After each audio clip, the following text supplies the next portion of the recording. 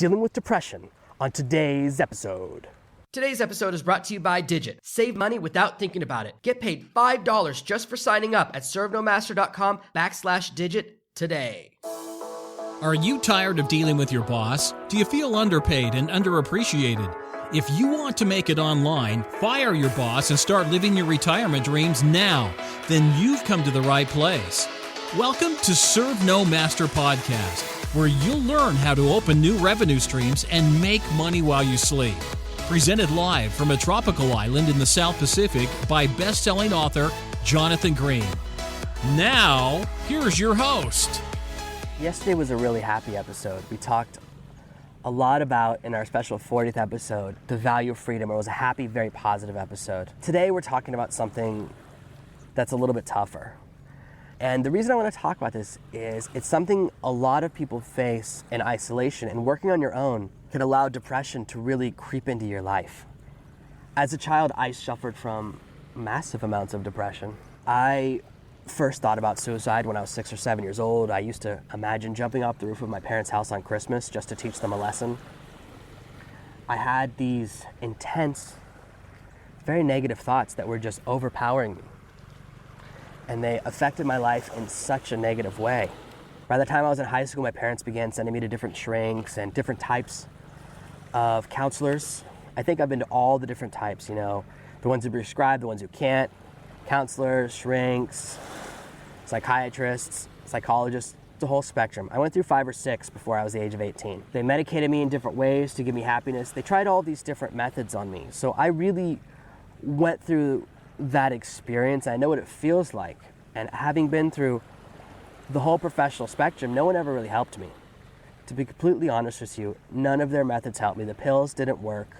They just made me feel kind of dead inside, which is how they medicate a lot of children these days. That's more and more what ADD medications do. And we just want to kind of deaden our children so they do what we want. But all of these psychologists and all of their advice, you spend there every day or every week, you spend an hour sitting there just talking about your problems for an hour and saying all these negative words. And my experience is that the more time you spend dwelling on negative things, the more powerful they become.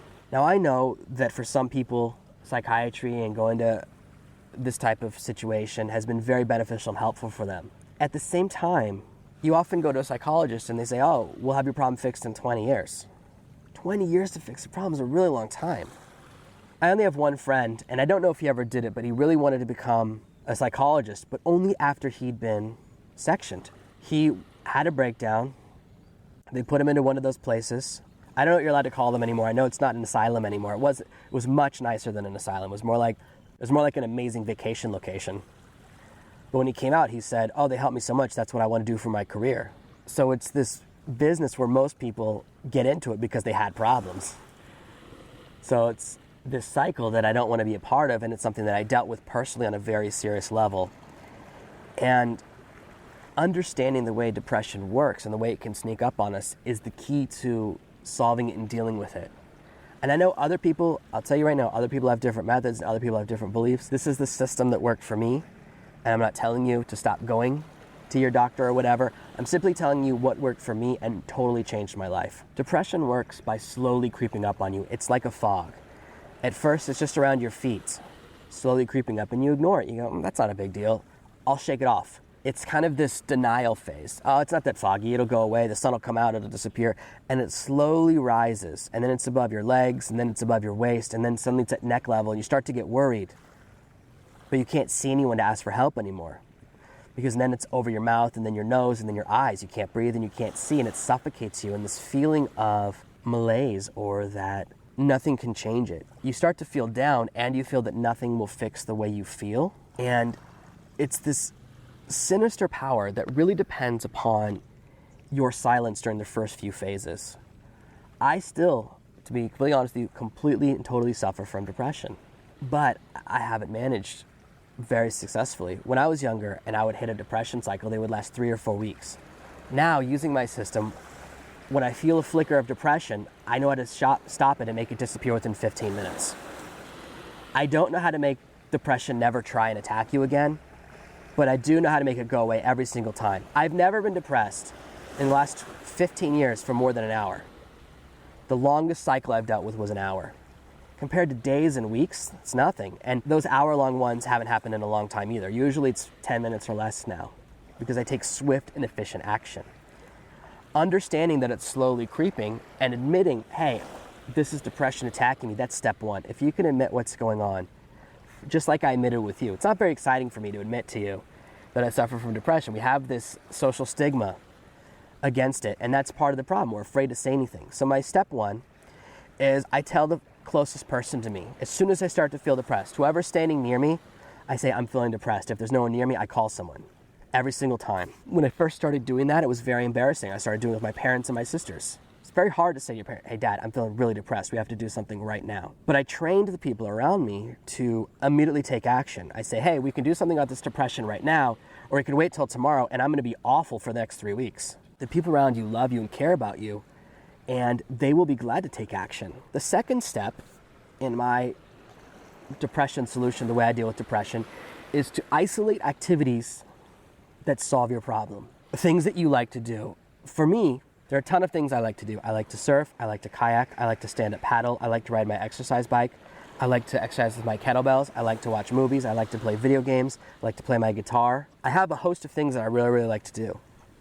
When you start to feel depressed, and once you're in that deep malaise, once the fog is above your waist level or at your head level, you look at those things, you go, I don't want to do that. I don't want to play guitar. Guitar sucks. I hate guitar. The depression gets strong enough that it convinces you that you don't like these things. So as soon as I have a depression kick, as soon as I feel it creeping up on me, I tell someone around me and we immediately go do something. The reason I tell the second person is I need that help for motivation. Because if it's a powerful strike of depression, if it's coming on hard, I might not last long enough doing the activity I like, but then the person around me will drag me to a movie or go to the batting cages, which I absolutely love. I wish there was a batting cage here. Or we'll go to the golf range. I like hitting golf balls. We'll do something that's a quick activity. It takes less than an hour, and suddenly the depression disappears from me. This technique distracts you from the depression, and here's how it works. The reason it works, there is some science behind this. We, as a culture, have decided that emotions are very special, that they're a unique occurrence inside of our brains that are more powerful than us. We have decided that emotions control behavior and that we have no power over emotions, that we're slaves to our emotions. And you see this play out more and more in court cases and other places where they say, oh, it's not my fault, it's my emotions, as though there's a third party inside of you controlling everything. And this is bad science. Real science is this: emotions are thoughts. That one sentence will change your life. Because if emotions are thoughts, you have the ability to control them. I have complete and total control over my emotions. Some people around me don't really believe in that, but understanding the science, understanding that thoughts are controllable. We choose what we think about. We believe that emotions are so powerful that they can control our thought life and we can't affect them. But there are simple tests you can do, simple experiments that can prove I'm correct. And I'm a big believer in science. I'd rather prove it to you. The first thing I'd like to do is prove there's a connection between your body and your emotions and that you can control it. If you pause this episode, go look in front of a mirror, go stand in front of a mirror right now, and I want you to frown. Make the biggest frown you can and count to 30 inside your head. By the end of those 30 seconds, you'll start to feel pretty bad. You'll feel pretty down. You'll be like, you know what? I hate Jonathan. I hate the Servo Master podcast. I think I'm going to cancel. I don't want to listen to that garbage anymore. He's an idiot. But if you then force yourself to make a big cheesy smile no matter what and count to 30 again, you'll find your mood completely shifts into the positive. You become very happy again. Emotions control behavior, but behavior also controls emotions. It's a two-way communicative street. You can control your emotions on a basic level. This is the first test. So a simple experiment is the next time you feel sad or depressed, stand in front of a mirror and say, I'm going to be depressed, but I'm going to stand in front of this mirror and smile for 3 minutes. After that, I'm going to be as depressed as I want. Then I'll give in to this emotion. And you'll discover most of the time you shut down that depression feeling. But let's go one step beyond that. Let's give one more experiment to prove that I'm not just podcast dum-dum. When you have a thought in your mind, something that you're really focused on, if something else happens, if there's an emergency, that thought disappears. For example, you have a shopping list. You need to buy 10 things today. If you go to the movies and watch a movie, the movie takes so much of your attention that the shopping list disappears from your mind. You no longer think about it. Behavior can affect our thoughts. And in fact, things that become important can be crushed by more important priorities. So the next time you're feeling depressed, think about what would happen if there was a fire. You're lying in bed, super depressed, and you say to yourself, I don't want to get out of bed today. If the house caught on fire, you would stop thinking about your depression immediately. Your priorities would change.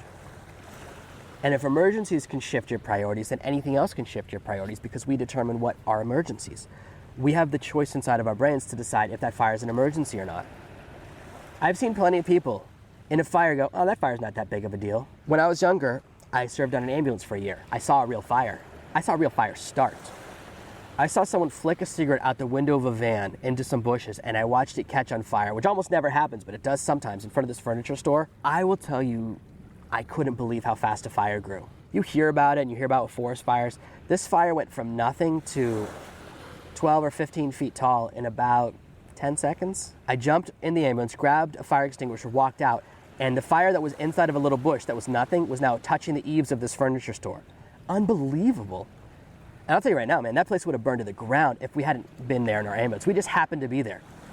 We were eating at the restaurant next door, walking out to the van when it happened. It was total luck that saved this entire business from a little cigarette fire. Fire is very powerful, very fast, but we don't always treat it as an emergency. It's an active decision to decide if something is an emergency. You have the ability with the way you thought, with the way you approach your thoughts and the way you prioritize to push these negative thoughts away and go, this is just a thought, feeling sad is just a thought and it's not important, I'm going to push it away. This is a little bit of the science and you can actively do this. I find it really helps to bring someone else into my life and to go actually do something rather than just try and fight depression in my mind. But you can successfully put depression down by going, hey, this is just a thought, I don't want this thought. I'm going to think about something that makes me happy, I don't want to think about things that make me sad. And you can take total control of your depression. Like, this is my personal experience. And I find that it's very powerful. I find that this is a very powerful technique and can really help you. The reason we're talking about depression a little bit on a podcast that's about working for yourself and achieving success is that you will experience moments of loneliness when you work by yourself. I am around my kids and my family all the time, but sometimes I'm working and I'm locked in, I've got my headphones on, and I'm really, really focused. And these flickers of depression can hit me, these flickers of loneliness, because I'm around everyone, but I'm a little bit lonely. And it's totally an artificial construct. I have no reason to feel loneliness. My kids are amazing. I'm at that stage in life where my kids love spending time with me. They haven't turned on me yet. I'm surrounded by people that love spending time with me and that I really, really enjoy. So the loneliness feeling is not real. It's artificial. It's an artificial construct created by my depression that's just trying to sneak in by hiding behind another name. This is a very long episode, and that's because it's not a very complicated problem. My solution to dealing with depression is very simple. So as you're moving forward, I want to prepare you for things before they happen. I want to share this message with you before you email me saying, I finally quit my job and I'm so depressed because I'm so lonely. I don't have anyone to hang out with all day. I want to give you some of these tools so you can deal with this problem in advance. Some of the other structural decisions you can make, changes you can make when you leave your job behind, when you begin working for yourself, you need to find a support group, people around you that are on the same path. And these can be in the form of masterminds or meetup.com meetups. Find other people on the same path as you that you can talk to, because your struggles become unique. The reason we have such great rapport with our coworkers is because we have the same experience. We can complain about what it's like dealing with our boss. I cannot complain about work to my girlfriend. She doesn't know what it's like. She doesn't write books. So even though she'll listen and she'll commiserate and be very supportive, she doesn't know the experience in the same way that complaining or talking to another author can connect with me. She doesn't know what it's like to get a bad review on a book because she's never written a book. And there's plenty of things that she does that I do not know how to commiserate with her about. I don't know that experience. Surrounding yourself with people on the same path can be very, very helpful. I've talked over and over again how joining masterminds and joining these groups helps you financially, but it also helps you emotionally. It gives you a bit of social context, a little bit of social contact. A lot of new mothers, I write a lot of books in the mom space. A lot of new mothers struggle from depression because you leave the workforce and suddenly you're just around your kid all the time. You have no other adults to talk to. And as much as you love your child, you need that other release, which is why people develop Mommy and Me programs and other mommy get-together places and why moms love to go to the park. I understand all of that. It's the same type of experience. It's going from being around people all the time to being a little bit by yourself all the time. So your 3 action steps, the 3 key steps for dealing with depression are admitting that you're feeling a little bit of loneliness or sadness, taking immediate action, and remembering that it's just a thought and you have the ability to change what you think about. If you take those 3 steps, anytime depression attacks you, you'll be able to overcome it and begin to develop a social bulwark against that situation. If you're staying at home and your partner's at work, you can't text them and say, come home, I'm feeling depressed. They're not gonna like that at all. They're not gonna respond positively to that. I know that. That's why you wanna find other at-home workers or at-home moms and dads from developing this other group, developing a mastermind or a social group that you can call them and say, hey, I need to do something right away. I'm feeling depressed. I don't want it to kick in. People don't look down on you when you say you're depressed. It only comes from the depression itself trying to convince you that it's bad to ask for help. Because if you don't ask for help, then depression become more and more powerful and overwhelm you. So whether you're dealing with feelings of sadness or having bad days, I get hit with little hits from random places. Sometimes, Amazon, it doesn't always update fast enough. So sometimes I'll look and it looks like I'm having a terrible sales day. Oh my gosh, no one's bought any of my books today. I guess I'm a loser. And then I look 2 hours later, updates, and I've sold a ton of books. But I have this kick of depression when I see that. This depression thinks it sees an opportunity to attack me. And because I'm proactive, it can never sneak in the door. It can hit me. It can last for a few seconds. I go, what are you kidding? This is gonna go away. Or I turn to my girlfriend and say, I'm feeling a little bit sad about these numbers. Let's go do something. Taking action can really change your life. It can shut down depression and remove this curse from your life and give you real freedom, which is what you deserve. See, Serve No Master isn't just about making money. It's about so much more. It's about total and complete lifestyle change. And I want to help you transition into an amazing life. And part of that is sharing and being honest with you about something that I've really dealt with. Something that I really struggled with as a kid. I haven't seen a professional since I was, 17. It's almost 20 years now. I don't need it. The thought of sitting and talking about my problems all the time, it doesn't appeal to me. I don't want to talk about negative things because then it gives them life and they become powerful. I would much rather talk about really happy things and then the negative feelings disappear, they fade away. I really hope that this lesson has been powerful for you. And I want you to know, don't worry, I'm not always gonna have negative lessons. This is a lesson of hope as well, showing that you can overcome these negative feelings. In the next lesson, which I'm very excited about, in our next episode, I'm gonna talk about finding your passion. Some people have been messaging me saying, I wanna work on a passion project, but I'm not sure what I'm passionate about. It's some people, if you have a passion, it sounds crazy, but if you don't, it's totally reasonable. I totally understand where you're coming from. Finding your passion is very important. You don't want to guess wrong and go down the path, start a business and go, oh, you know what, I'm not passionate about this. So I'm very excited to talk about them in the next episode, and I'm very excited to spend more time with you. And remember, anytime you're feeling loneliness or a kick of depression, you can fight against it. And if you need to message someone, you can email me. I only check email once a day, so I'm not the best resource in the world, because sometimes you need that immediate reply. But I'm there for you. We're on this journey together. I'm a little higher up the mountain than you, and it's my job and my duty to cut away the branches and to guide you up the correct path. So I'm here for you in any way that you need. I appreciate you being with me on this lesson. I'm very excited to record more of my podcast episodes on the beach. I love being in paradise and just enjoying being outdoors. This transition is very pleasant for me. As much as I enjoy recording inside, recording outside is 1,000 times better, even though you do get a little bit of bird noise and ocean noise. I hope you appreciate the sounds of paradise that are coming in your future very soon. Thank you so much for listening, and remember, you have the ability to control your depression. It does not have the ability to control you. Thank you for listening to this week's episode of Serve No Master. Make sure you subscribe so you never miss another episode. We'll be back tomorrow with more tips and tactics on how to escape that rat race.